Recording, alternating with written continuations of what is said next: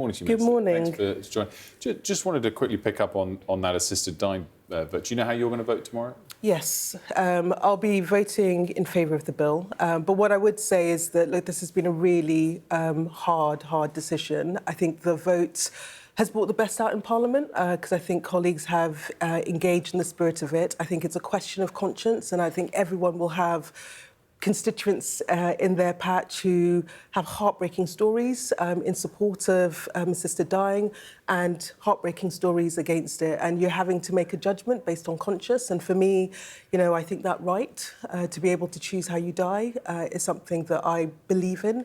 And I feel that we've designed a piece of legislation that puts in place the right safeguards in order to protect people that we absolutely must protect as we take this forward. I wanted to ask as well about Dale Robinson's reporting into the Post Office capture scandal, not the Horizon scandal, and this report that she's uncovered that showed the Post Office was aware of problems with the system as early as 1998. What is the government's views on that report? Well, listen, it's incredibly worrying. We have all seen the Horizon scandal unfold and the atrocious way in which postmasters were treated, and that's right. It's right that we've got a compensation scheme.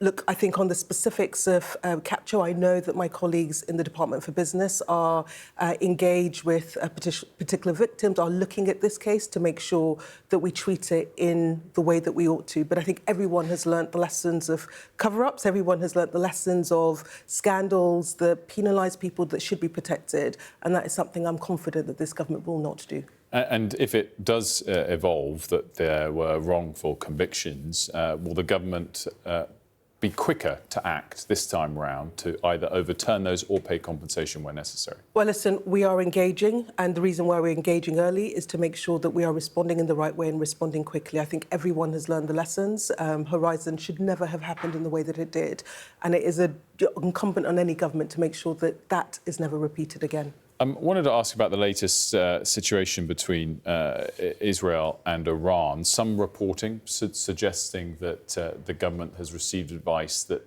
the conflict and Israel's actions in it aren't legal and that might restrict the UK's ability to help the US if it wished to enter.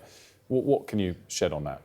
Well, listen, you'll forgive me. You know that legal advice that's provided to the Prime Minister, it's not something that we sort of disclose publicly. But what I would say is that obviously this is an incredibly serious situation. It's very volatile, it's fast-moving. And within that, the priority of this government, the priority of the Prime Minister is to keep a cool, calm head, to make sure that we are doing our bit to work with all sides in order to de-escalate. That has got to be the objective, and to get people negotiating away again so that we can find a diplomatic solution out of this. Would the government allow Parliament to vote on any military action that the UK would be drawn into? Well, listen, you know, you'll understand that I'm not going to be able to comment on operational issues and, candidly, decisions that are well above my pay grade. That is for the Prime Minister. But what I would say is the Prime Minister is obviously all across this. Him and the Foreign Secretary are monitoring the situation and calibrating our response. And in everything that we will do, we've been really clear and very consistent about the priority. We do not want to see an escalation of this conflict. It is terrible for the people in the Middle East. And let's remember, war is about civilians that are always caught in the crossfires of war. And it is about that. But it is also about the fact that we know any conflict in the Middle East reverberates around globally. So we absolutely have to use all of our influence, all of our levers in order to ensure that we are de-escalating and that we are finding a diplomatic route out of the current crisis. All of which I totally understand. I guess final question on this. These things can also move very, very quickly. Yes. Even if a diplomatic solution is the current priority, things might change. Is the government prepared to give the United States its answer at short notice as to whether the Diego Garcia and the Chagos Islands or Akrotiri in Cyprus could be used for a simple refuelling of a US jet, for example? Has the UK government got its answer ready on that? Well, listen, as you say, it's fast-moving. What I would say is that the Prime Minister is in regular contact with President Trump, is in regular contact with the US government. We are monitoring the situation in order to make sure that we are responding and calibrating our response in the right way. But you will understand that, candidly, I'm not privy to those decisions, but more importantly, no government minister will want and be able to be commenting on operational matters. It is far too important, it is far too sensitive for us to do that. But I can reassure people that the Prime Minister is absolutely across this. And I reiterate, our priority continues to be to de-escalate, because we've got to create stability in the region and we have to find a diplomatic route out of the current crisis. Moving on to what you were planned to come on here to talk about today, which is an expansion of the Warm Homes discount. Yes, so we are expanding it to an additional 2.7 million people, which means that a total of 6 million people will be getting £150 off their energy bills this coming winter, at a time that we know that people are under a huge amount of pressure with the cost of living. We're doing this at the same time as running at pace in order to bring bills down for everyone by delivering clean, homegrown energy so that we can do the job of breaking this dependence that we've got on global fossil fuel markets and getting us off this roller coaster of price rises and price falls that have been so catastrophic for family finances. This is a means-tested extra payment for only those that need it most? So it is means-tested. So at the moment, only a proportion of people on means-tested benefit have been able to access support. We're extending it to make sure that anyone on means-tested benefit is getting the support that we know that they absolutely need. And obviously this relates to all ages. This winter homes discount is different from the winter fuels payment to pensioners. What I think it comes across as, though, is slightly odd thinking somewhere along the lines that this would be something that the government wants to do, wants to spend extra money on, and yet a year or so ago decided to remove the winter fuel payment for pensioners in the first place. I guess it just comes back to the same question we asked a couple of weeks ago. Is it now on the government to acknowledge that the first removal of the winter fuels payment was a mistake?